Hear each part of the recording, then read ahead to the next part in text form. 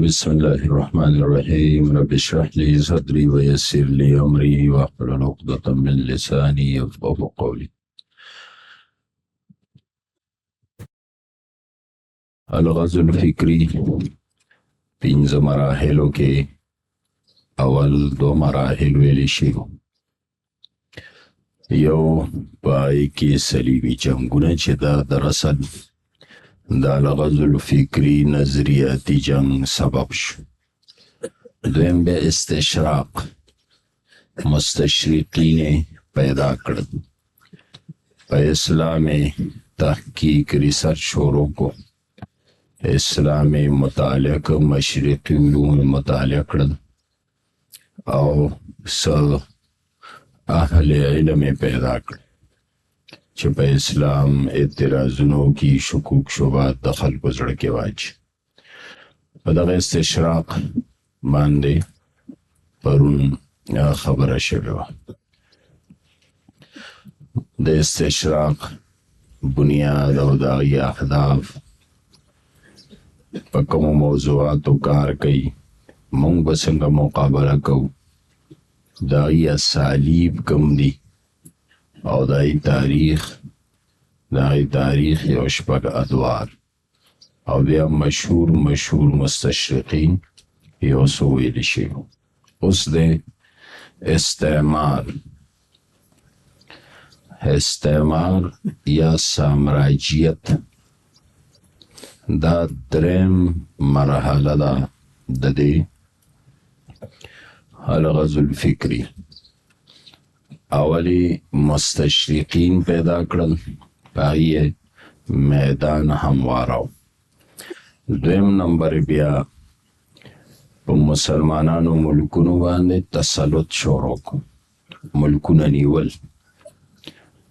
देता इस्तेमारियत या साम्राज्यत वेली की दा बतासो चरतौरी दिली आमतौर इस्तेमाली किताबों के अखबार के उर्दू के चे प्लान के इस्तेमार दे हम दे इस्तेमार खिलाफ जिहाद बको दा इस्तेमार काबिस ता हुई बार नरागले काबिस शे दा इस्तेमारी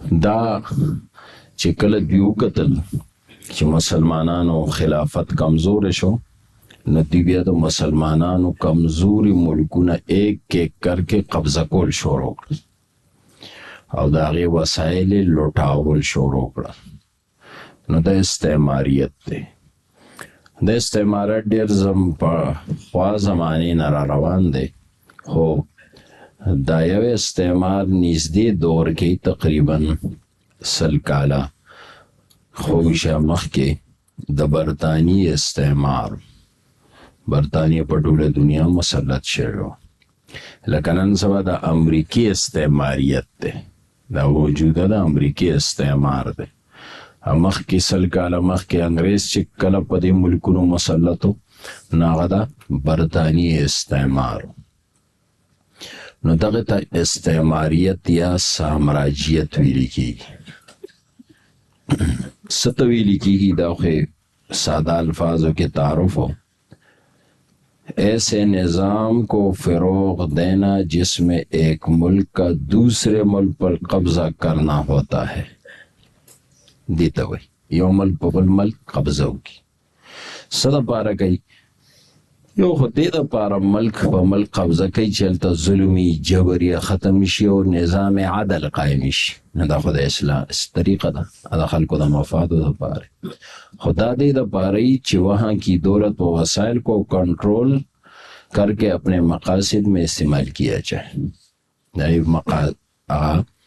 दौलत व वसाइल कंट्रोल को या तरीक़े दई बराह रास्त पखपला काबिज या किसी इलाके पर अपने एजेंट मुसल्लत करके इस तरह तसल्लुत हासिल करना के मकामी वसाइल को लूटा जाता रहे दा या पखपला कई या खपली एजेंटान के ने लका बरतानिया चिरागले वा ना ये पखपला तसल्लुत कायम करो हिंदुस्तान बांधे पर टूल दुनिया बांधे التنه به فوجونه خپل راوستل او خپل وایسری به گورنر به ناست.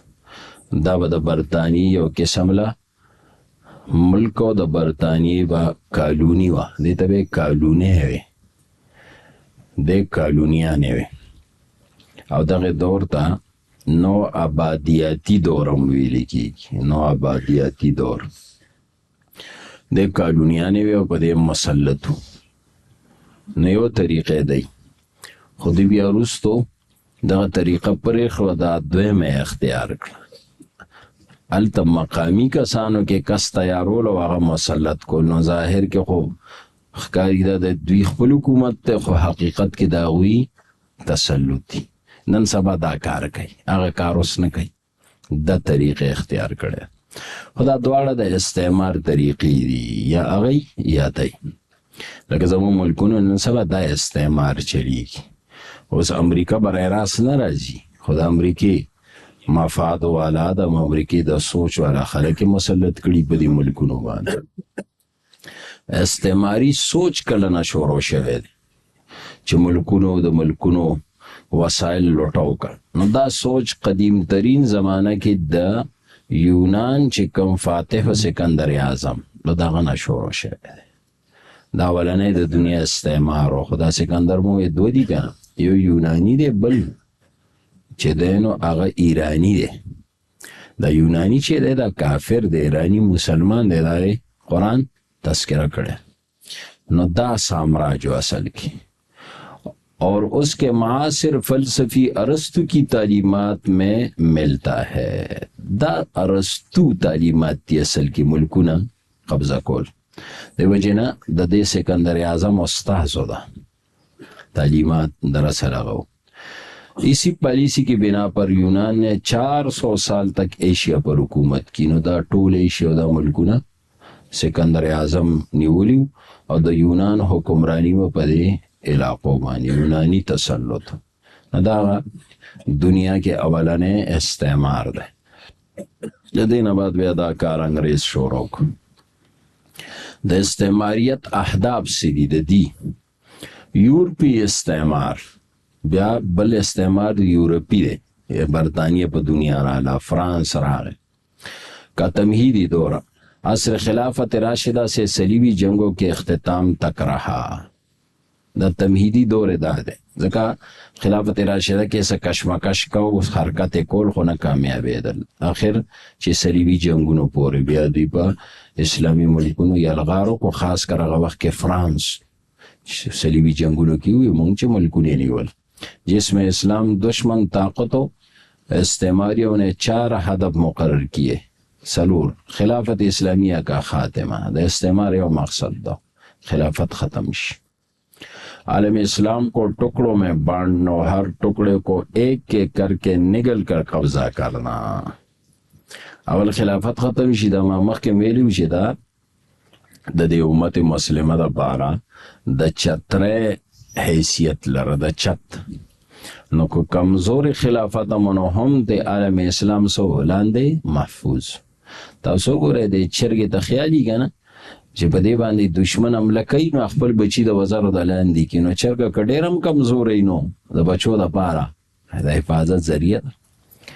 نو خلافت دا شی دی، په دې مسلمان محفوظ شي عالمي سطح باندې.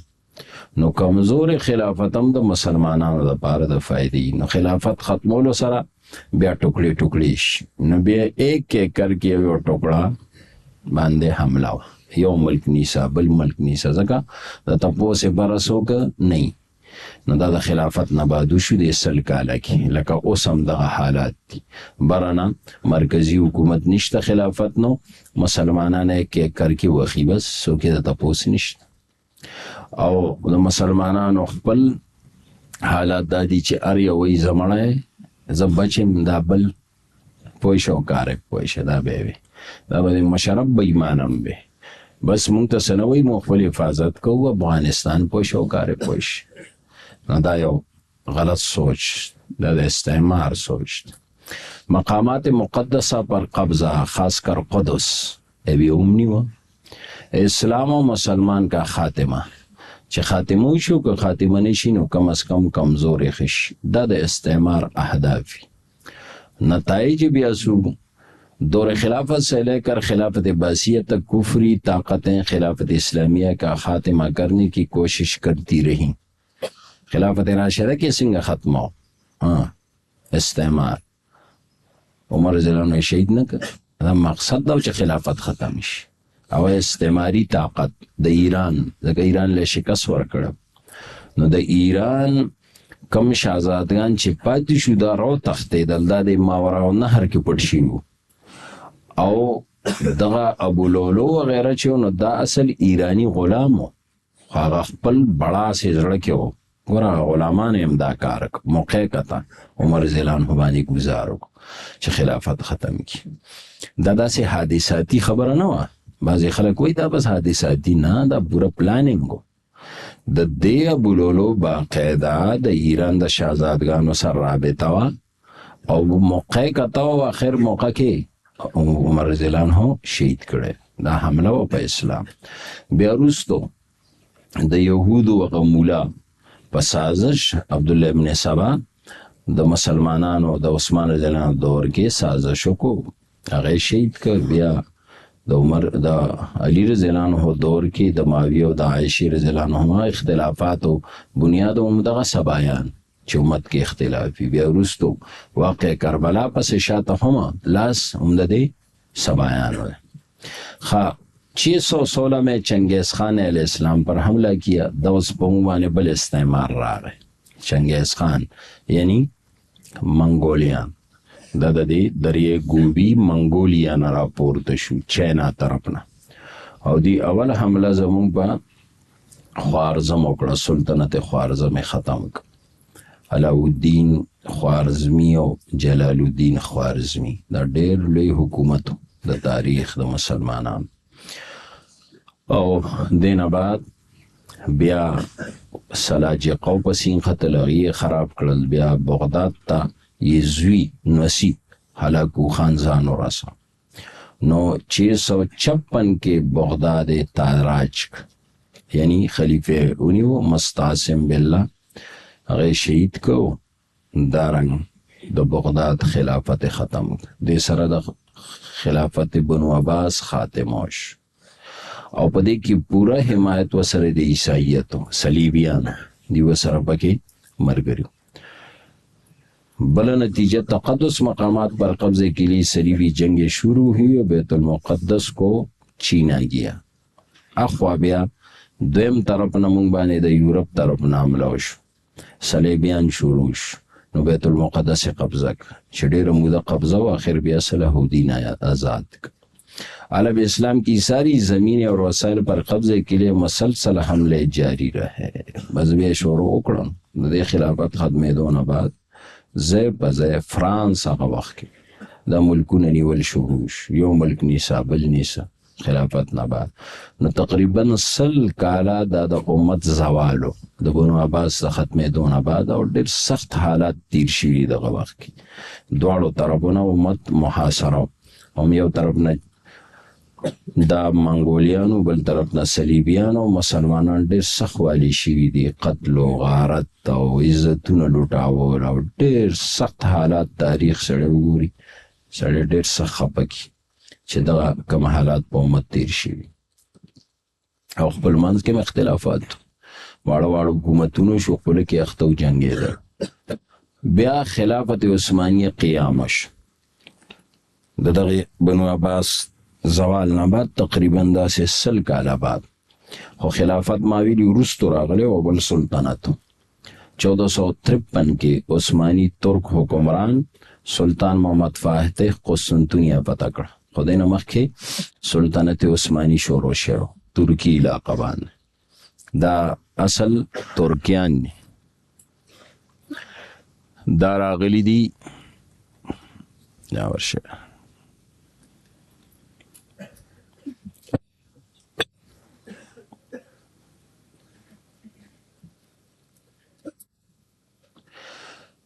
دا اصل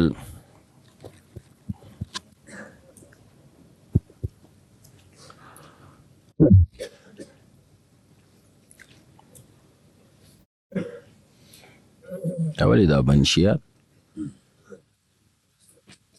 نو ولی دا یو پی ایس کار بجلی خلاړه اکنم نو یو پی ایس څنګه کار پری. بهرحال دا خلق اصل ترکیه دغه دي د دې ماورا النهر خلق دی ترکمنستان د ازبکستان دا علاقې د دې نه دوی چې کله په دې ملکونو منګولیانو حمله شروع کړې نو دا مسلمانان یې سخت خراب کړو نو دې ملکونو نه بیا هجرتونه کړیو نو دا څه خلق داسې د ترکمنستان نه لاندې تللی دي ترکی طرف ته او هلته بیا د دې یو قبیله دا غیرو رو حرکت شروع کړی دی او اخر بیا عثماني سلطنت قائم شوی. هغې صلیبیانو سره هم جنګېدل او منګولیانو سره اخر دا چې بیا یو سلطنت قائم کړی په ترکی باندې عثمان خان اولنی سلطان او بیا په دوی کې یو سلطان راغلی دی محمد فاتح ورته ځکه وایي چې قسطنطنیه فتح کړې وه خپل نوم محمد خان دی سلطان محمد خان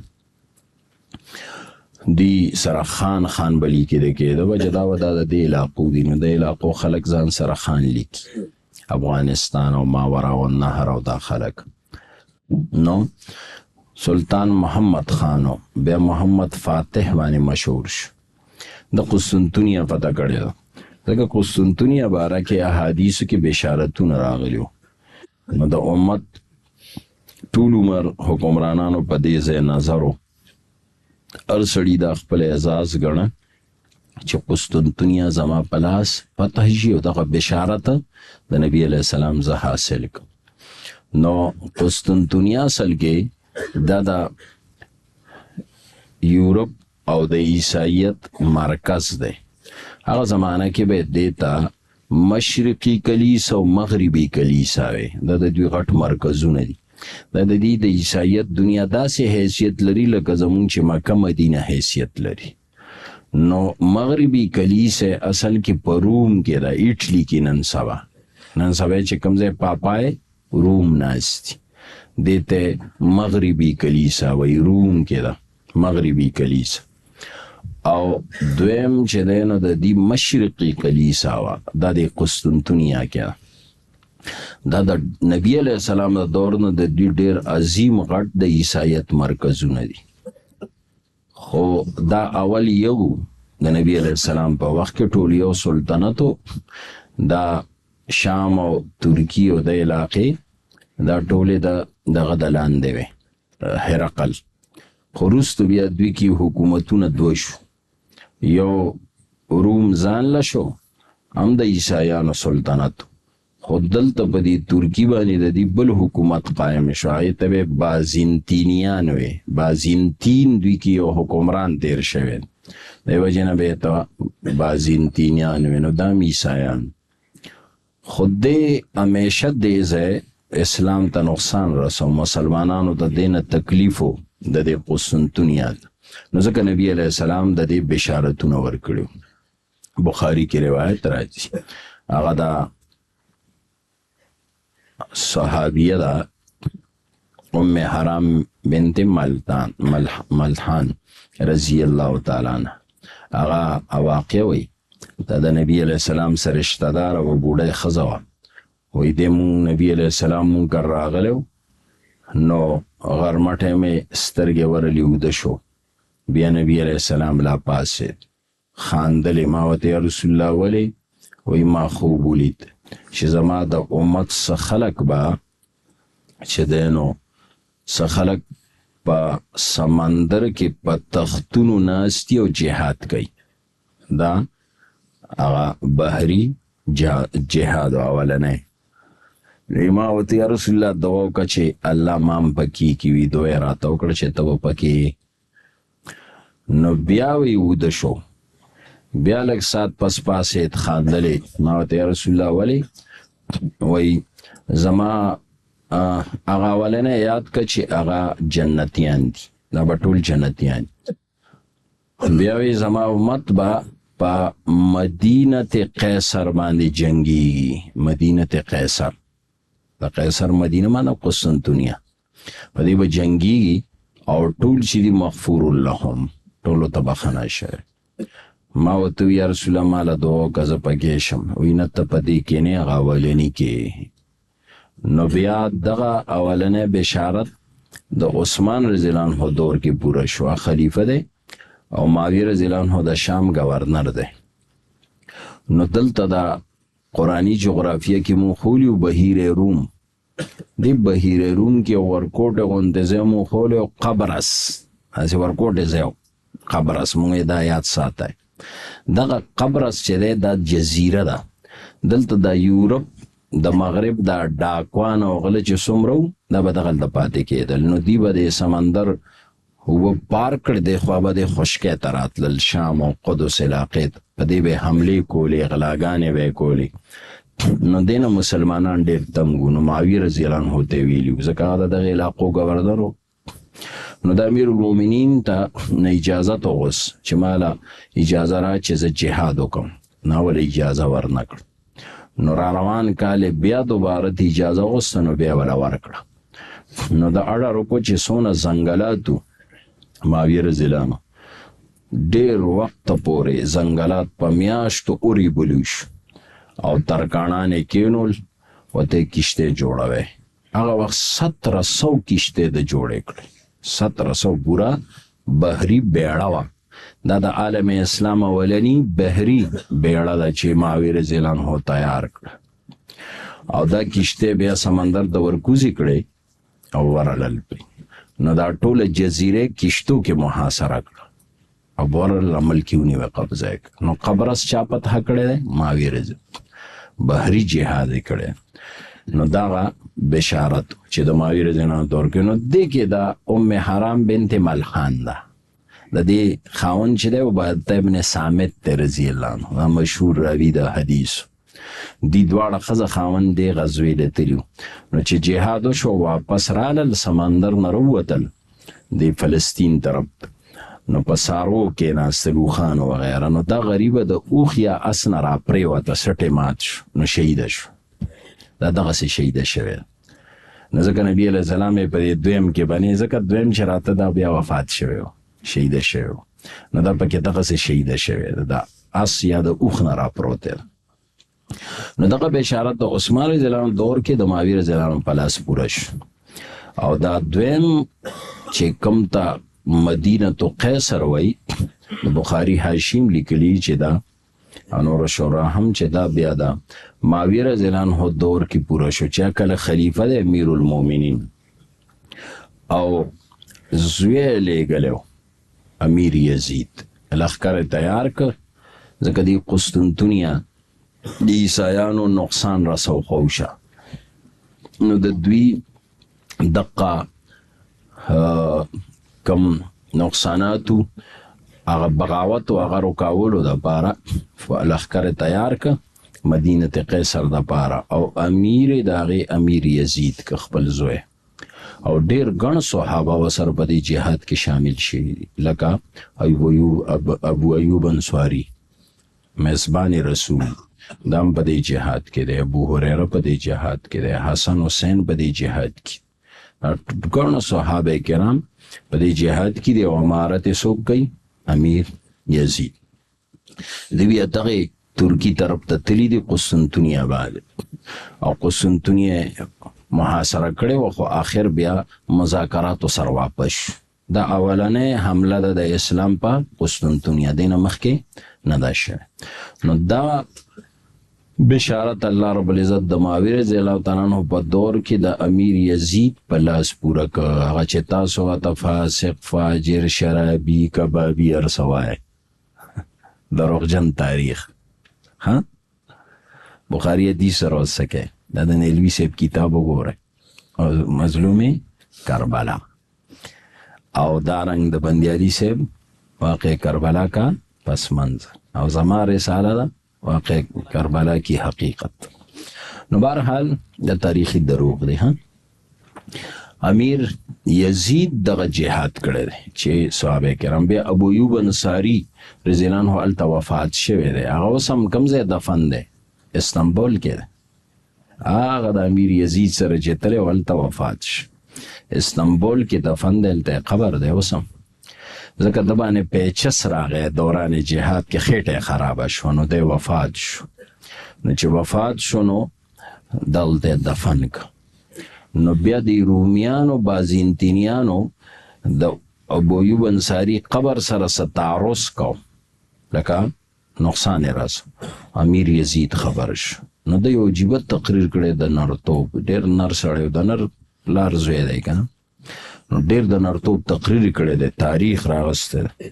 خو هغه تقریر کې دا وایي چې رومیانو ووری دا میزبان رسول قبر دی، صحابي رسول، که دا ابو ایوب انصاري قبر سره چا تعرض وکړو نو په تمام ارض عرب باندې برانه یو کنیسه ونه وینه، ټول به د لړنګوم. ابو ایوب انصاري قبر تمسوې نو په تمام سرزمین عرب کې به ستاسو یو ګرجا رانه پاتې نشي، ټول به ړنګوم. په دې دونو دباو کړه چې بیا وله ګوتې نوړې، تر اوسه پورې محفوظ دی قبر. نو دا د تقریر هلته ایته ډېر سخت تقریر کړ. خو بیا دوی صلح وشوه او په هغه صلح باندې دوی واپس شوي دي.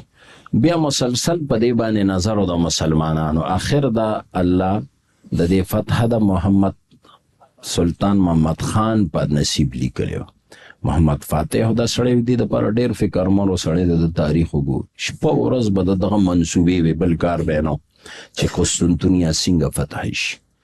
او بیا د دونه سختۍ سره دا کړی ځکه د قسطنطنیه نه 3 طرفو ته سمندر دی، 3 طرفو ته داسې بچ ته محفوظ ده د استنبول.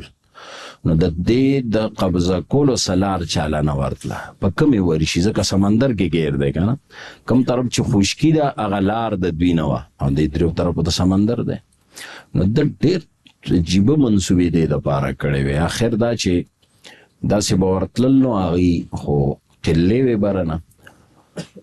بله دا وه چې تک کېدنه سمندري سفر به کېده.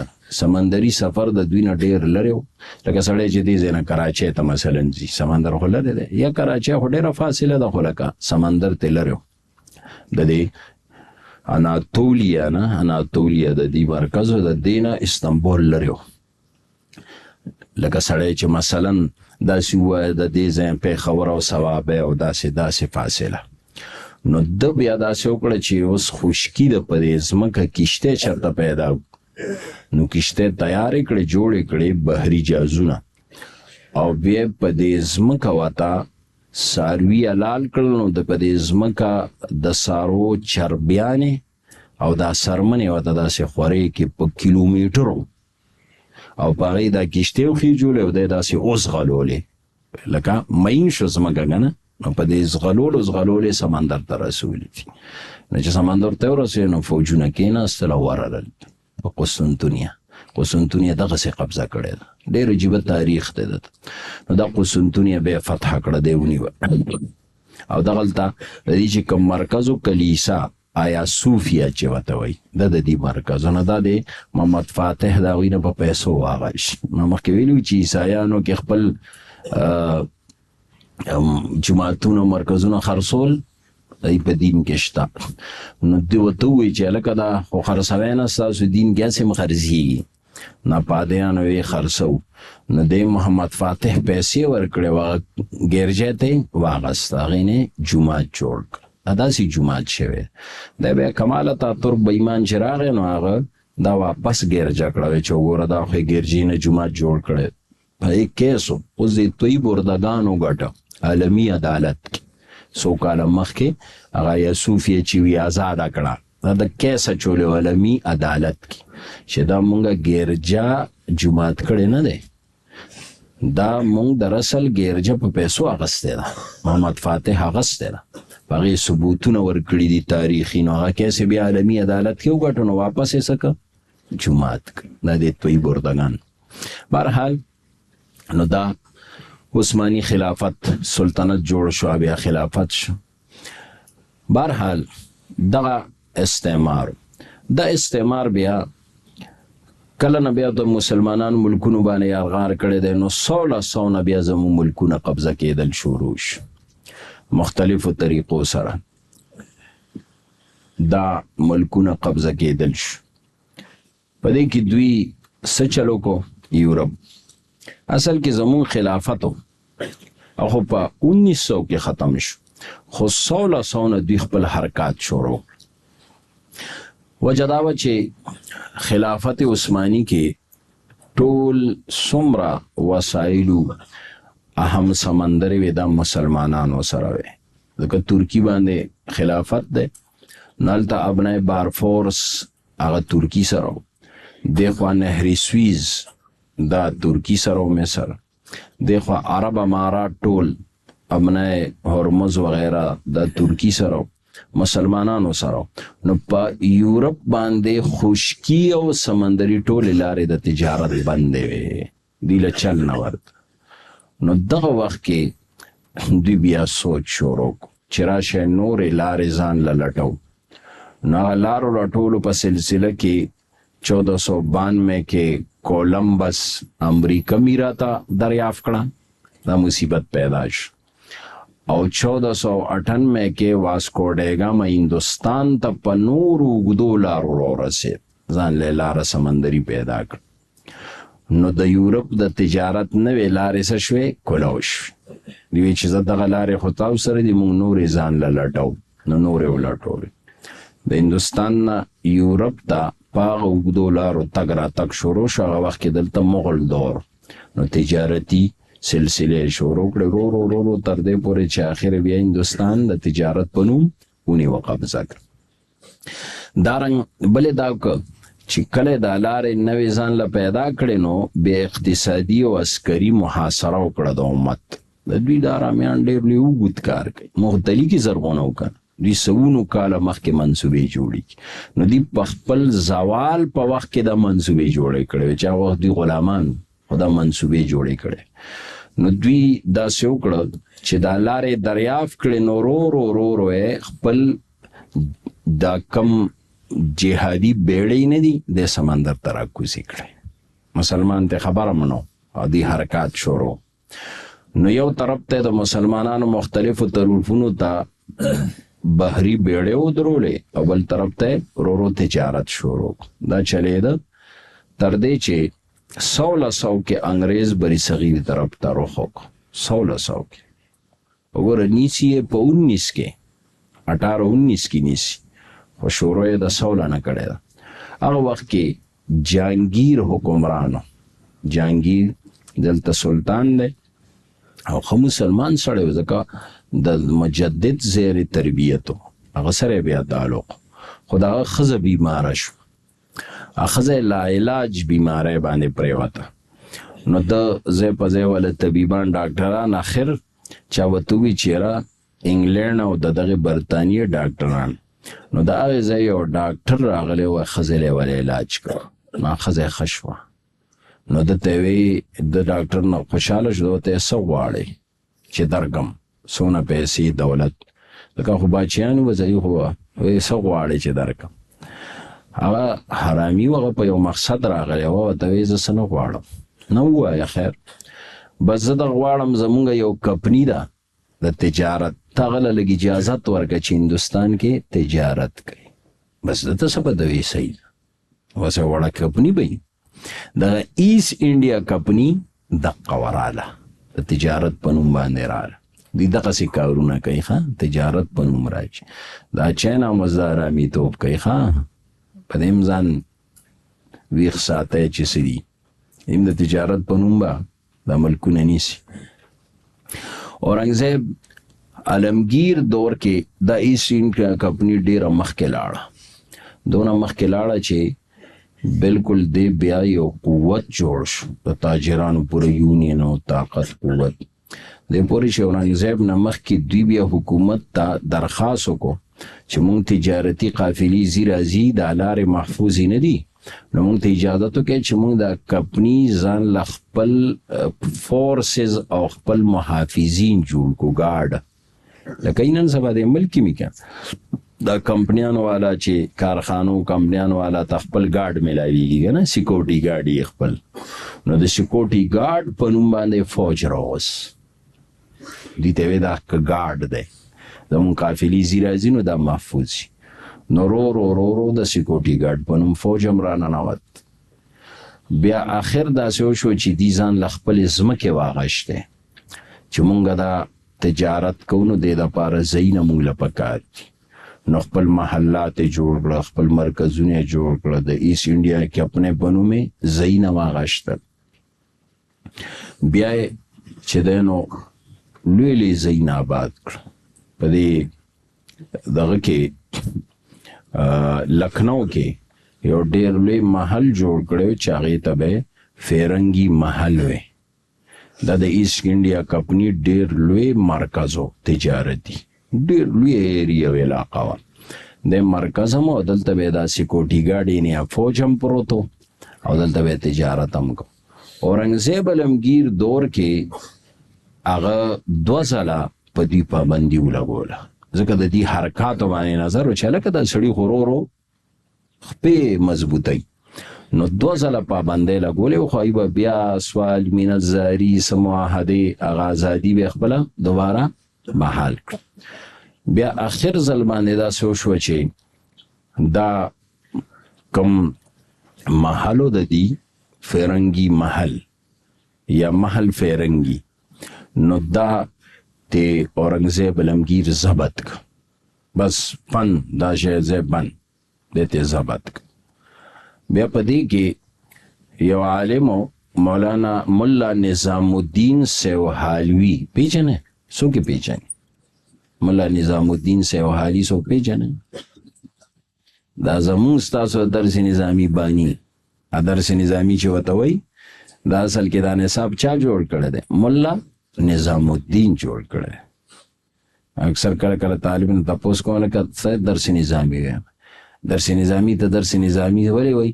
دې کې د نظام درس دی. لکه کوم دی د نظام درس پشي؟ دا اصل کې ملا نظام الدین جوړ کړی. دا د مغل دور کې و، د اورنګزیب علمګیر په دور کې ملا نظام الدین دا ډېر کلک غټ مولا و ملا نظام الدین. د اصل کې دا سهلاو ځکه سیحالوي وی، سیحاله هندوستان کې یو ځای دی لکھنؤ نه بره، هلته شیعهګان ډېرو. دا شیعهګان د مغل دور کې بابر سره د ایران نه راغلي هندوستان کې داسې خوارې شوي. نو هغه علاقه کې د شیعه او سنیانو جنګ وشو، په هغې کې سنیان ډېر خراب کړل. نو دا ملا نظام الدین او دا خلک د هغه ځای نه کلي نه هجرت وکړو، لکھنؤ ته راغلی. دلته اورنګزیب علمګیر دا محل فیرنګي ضبط کړی و انګریز نه، ایسټ انډیا کمپنۍ نه. نو اورنګزیب علمګیر ته چې ووایي چې ملا نظام الدین کلي کې وطن کې داسې مسله راغلی ده او هغه نن سبا دلته دی. بس هغه راوغوس ملا نظام الدین او دغه محل فیرنګي وله ورکه، ورته مولوي صاحب بس دا د مدرسه شوه. بس هغه هغې کې مدرسه شروع. نو د هغې ځای علما چې به فارغېدل هغې ته به بیا څه وی؟ تاسو دا تحریرات وګورئ زاړه پای کې شته، دې ته به علمای محل فیرنګي، لکه څنګه علمای دیوبند، علمای دیلوي، نو دارنګ علمای محل فیرنګي. دا د مفتی کفایت الله صاحب 2 کتابه دي، یو النفائس مرغوبه فی حکم دعای بعد المکتوبه، دا ښه کتاب دی، سنت حوالې سره سنت نه پس دعا باره کې بدعت او بدعتیانو ردې کړی. اجتماعي دعا چې کوم سنت پسې کېږي د هغې په رد کې لیکلی. په هغې باندې 200 علماو تقریضونه دي د دیوبند او د لکھنؤ او د یو ځای بل ځای. نو په هغې کې به ځای په ځای لیکلي پلان محل فیرنګي. سړی حیران شي لکه محل فیرنګي خو انګریز ته وایي، دا ده ته محل فیرنګي ولې وایي؟ دا اصل کې هغه دارالعلوم محل فیرنګي نه به فارغېده نه، هغه ته به محل فیرنګي. دی وجه مولانا عبدالحی لکھنوي سره هم دا لیکي، کله کله مولانا عبدالحی لکھنوي سره لیکي محل فیرنګي، ځکه ته هغلته سبق ویلی. نو دا محل فیرنګي دا د ایسټ انډیا کمپنۍ نه چې اورنګزیب علمګیر ضبط کړی و، نو ملا نظام الدین لیبر کړی. نو ملا نظام الدین پکې مدرسه جوړه کړه، کوم چې د درس نظامي سره بانی دی. په دې به بیا چېرته نورې خبرې وکړو درس نظامي حوالې سره چې دا څه شی دی څه شی نه دی، کم نصاب پکې و. نو بهرحال دې طریقې سره دوی دا ورو جماول. تر دې چې اورنګزیب علمگیر وفات شو بیا خلافت دلته سلطنت کې زوال راغی. داسې وشوه چې دې ځای کې شاهزادګانو ځای په ځای اختلاف پیدا کړ. دا تاریخ وایي چې اورنګزیب علمگیر په مغل حکمرانانو کې د ټولو نه لوی عالم فاضل عدل انصاف والا نیک سیرت بادشاہ دی. بالکل ټول بری صغیر اسلامی ریاست کړو د دور کې. خو بل طرف ته پته نه لګي چې څه وجه وه چې لاندې قیادت ثانی نو تیار کړی والله اعلم. حالانکه دونه لوی سړی یعنی لاندې خلک ځان پسې تیار نه کړی. بس د وفات او یکدم شهزادګان خپلو کې جنګېدل شروع شو. والله اعلم چې دا یو څه راز دی د تاریخ. اورنګزیب علمگیر روزګار نو، اورنګزیب علمگیر دې ته توجه نه وه. خدای خبر څه چل ګینې دونه مضبوط حکومت دنه بعد یکدم ختمېږه زوال راځه. نو دا یو ډیره لویه مسله. د وجې نه دا د سیاست او د نظم مسله ده چې کامیاب قائد هغه چې هغه ځان پسې قیادت ثانی تیار کړي چې دی نه چې هغه ځای سنبال کړي، او ناکام قائد هغه دی چې دنه بعد قیادت ثانی نه بیا زوال راځي. نو اورنګزیب سره دا لوبه وشو. بس د وفات سره اختلافات پیدا شو، واړه واړه ریاستونه شو، نوابې جوړې شوې، صرف دہلی کې سلطنت پاتې شو. بس هغه انګریز ته اسانه شول، انګریز ایک ایک کر کې بیا یو نیول. په دې کې وخت هم تیر شوی، خو بیا انګریزانو غدر شروع وکړه. نو 1756 کې سراج الدوله له شکست ورک. سراج الدوله دا زموږ د بری صغیر ډیر مضبوط حکمرانو، د بنگال ډیر کلک سړی، نوجوان هلک خو نرو، د انګریز سره پوره جنګېدلی. او کله چې سراج الدوله له شکست ورکو، دا مجیبه تاریخ دی چې وګورئ څنګه جنګونه شوي دي، د څونه نرتوب کړی دی، اخر یې دی شهید کړی. نو دې نه پس انګریز وی بس اوس کیسه ختمه شوه، هندوستان یې بیا قبضه کړه. ځکه سراج الدوله ورسره جنګېده او دویم هغه طرف ته ټیپو سلطان جنګېده. دا دوه کسان ورته خنو. نو سراج الدوله وو او بیا 1799 کې ټیپو سلطان شهید میسور په مقام باندې. او د دې نه بعد بیا 1843 کې سند، 1839 کې پنجاب، او 1857 کې آخري بس زمون شاملی جنگ وشو چې ما مخکې ویل. 1857 جنگ ازادي آخري جنگ دی زمون. بس ځکه بیا هلته ټیپو سلطان هم شهید شو، حکمرانو جنګېدې دوی سره، او سراج الدوله هم جنګېده. سراج الدوله دا د شاه ولی الله د دور سړی، ځکه سراج الدوله دور کې د یو خط لیکلی دی شاه ولی الله احمد شاه ابدالي ته. احمد شاه ابدالي ته خط لیږلی، د سراج الدوله تذکره ورته کړې ده چې هندوستان حالات ښه نه دي، ته په هندوستان حمله وکړه. نو بیا احمد شاه ابدالي حمله کړې ده هغه وخت کې د افغانستان نه په هندوستان. بس برحال خو سراج الدوله شهید شو، اخوا ټیپو سلطان. نو بیا بادر شاه ظفر و اخري وخت کې نو هغسې دهلي کې ناست و، برای نام سلطان و کمزوری. خو دا و چې علماو بیا تحریک شروع کړو د جنگ ازادۍ. نو 1857 جنگ ازادي شاملی کې دا زموږ د اکابرینو حاجی امدادالله مکی، قاسم نانوتی، رشید احمد گنگوهی دی جهاد کو. ځکه د دې نه مخکې دلته شاه اسماعیل شهید نه امید وګڼه د شاه صاحب دی خاندان، نو هغوی دلته شکست وکړو په بالاکوټ کې، غداري وشوه. نو چې هغوی کله شهیدان شو، نو دا خلک چې کوم دوی کې څه پاتې شو، نو هغوی ځای په ځای چې دی نو راوپوه شو، ځکه ګرفت شروع شو که نه، انګریز او سیک دوی نیول.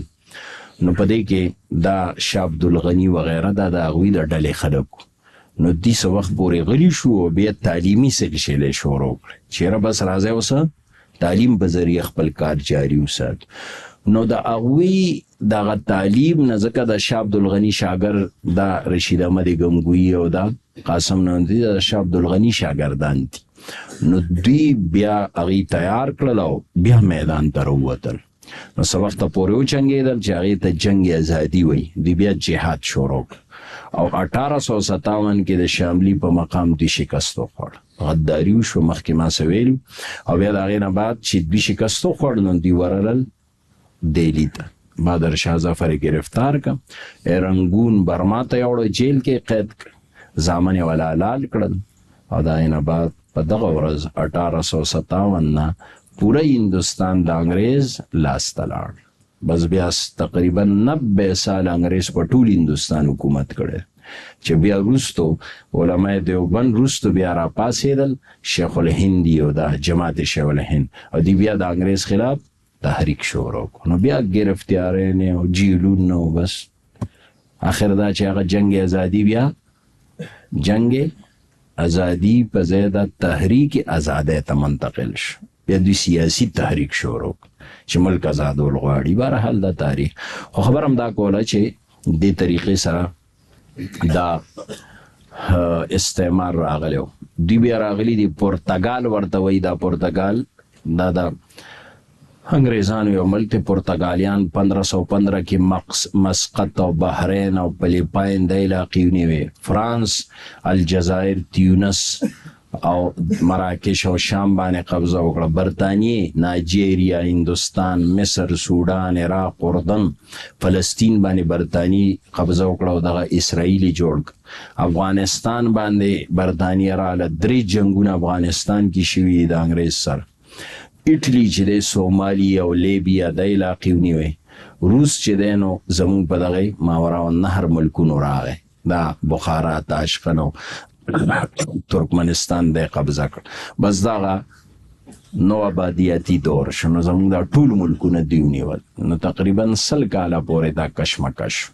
بیا آخر د ازادۍ تحریکونه شروع شو بس پر انعام آزاد کړل او بس بالکل د دې حدیث مصداق چې نبی علیہ السلام یوشک الامم ان تدع علیکم کما تدع الاکلۃ الی قصعتها پتا سو د اقوام داسې حملاور شي لکه څنګه چې درستخان د خلک روټۍ لره منډه وای نو دغه دور چې کوم د استعمار دور نو د ملکونه زمون ونیول قبضه کړو بیا تحریکات شروع شو د ازادۍ نو بهرحال د استعمار وای خو بیا وروسته استعمار دا وکړه چې پوه شو چې یاره دا خو زمون په دې قبضو نه کېږي ځکه مونږ پیسه ولګو فوجونه بوزو ملک له ترقي ورکو خلک بیا هم زمون خلاف مزاحمت کوي نو طریقې بدله کړه چې اوس په دوی کې خلک پیدا کړي نه به د دوی کسي او زمونږ دپاره به کار کوي نه هغه ایجنټانې بیا د دې نو آبادیاتي دور نه بعد چې دا ملکونه یې پرېښول که نه انګریز خو هندوستان نه لاړل هندوستان یې آزاد کړ